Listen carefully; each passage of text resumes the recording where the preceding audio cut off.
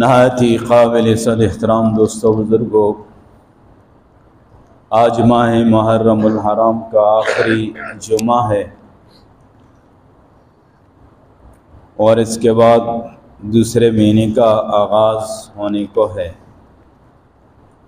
جو اسلامی سال اور سن کے لحاظ سے دوسرا مہینہ ماہ صفر المظفر کہلاتا ہے۔ جس طرح ماہ محرم کے حوالے سے بہت ساری غلط فہمیاں ہمارے معاشرے میں پائی جاتی ہیں اور اس کی وجہ بالخصوص بر صغیر میں تاریخ پر مخصوص لوگوں کے اثرات ایسے غالب آئے کہ عام مسلمانوں کے دل و دماغ میں ماہ محرم کے حوالے سے کچھ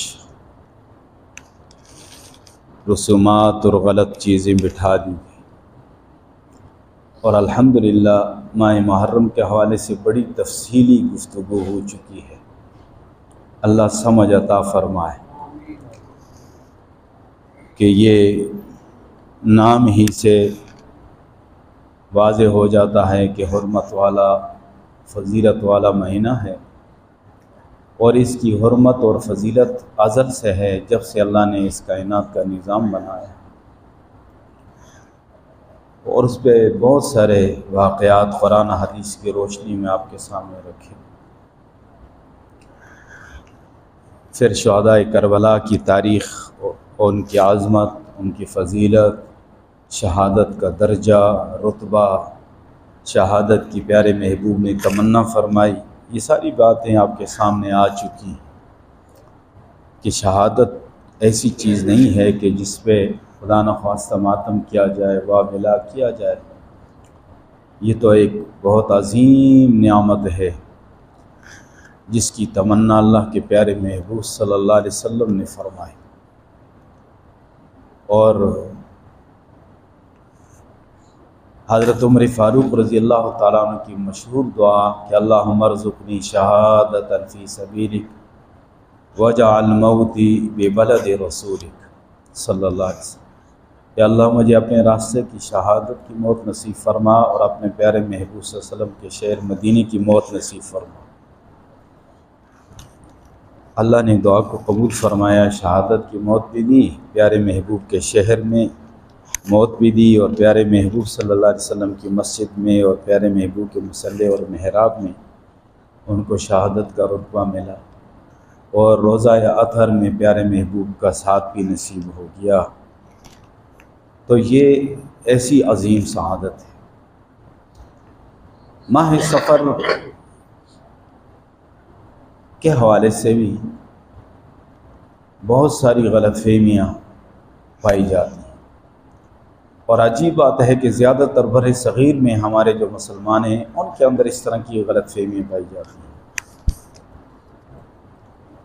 اور کچھ غلط قسم کے خیالات اور غلط قسم کی رسومات کو دل و دماغ میں بٹھا رکھا ہے اور سنتے آ رہے ہیں۔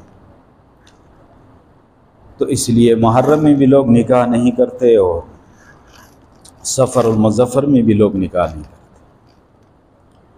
ان کی وہ جو خیالات اور جذبات اور وہ چیز جو ان کے دل و دماغ میں بٹھائی گئی ہے، اسی وجہ سے پیارے محبوب صلی اللہ علیہ وسلم کا نکاح محرم میں ہوا، آپ کی بیٹی کا نکاح محرم میں ہوا، کئی صحابہ کرام کے نکاح محرم میں ہوا۔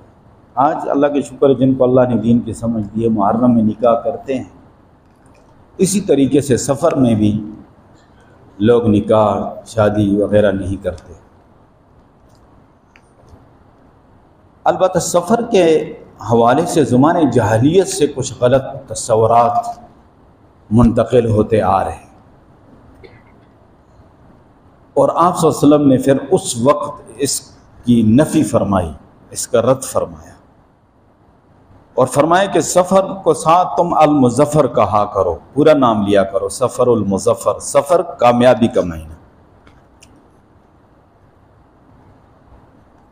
اور آپ صلی اللہ علیہ وسلم نے فرمایا کہ لا سفرا ولا عدوا ولا طیرا ولا حاما، یہ سفر کے حوالے سے تمہارے جو خیالات ہیں اس کی کوئی حیثیت نہیں۔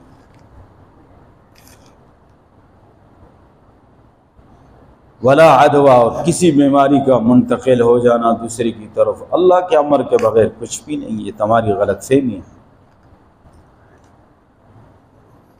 ولا طیرا، اور یہ جو تم فال لیتے ہو، اور پہلے لوگ پرندے اڑاتے تھے اور کچھ مخصوص تیر ہوتے تھے وہ نکالتے تھے کچھ کام کرنے سے پہلے، تو اس سے پھر فال لیتے تھے، اس کو طیرہ کہا گیا ہے۔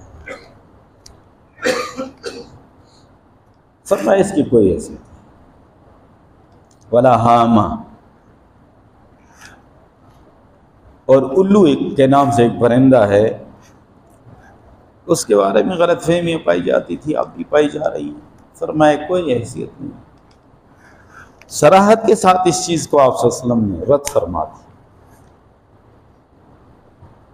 نہ کوئی سال، نہ مہینہ، نہ کوئی ہفتہ، نہ کوئی دن، نہ کوئی وقت منحوس نہیں ہے، منحوس تمہارے اپنے اعمال ہیں۔ فرمایا تمہارے اپنے اعمال درست ہو جائیں تو اللہ کی رحمتوں کا نزول ہونے، سب کچھ اللہ کے اختیار میں ہے۔ قرآن شریف میں اللہ تعالیٰ نے فرمایا ما يفتح اللہ للناس من رحمت فلا ممسک لها وما يمسك فلا مرسل له من بعده۔ اللہ اپنی مخلوق کے لیے اپنی رحمتوں کے دروازے کھول دے،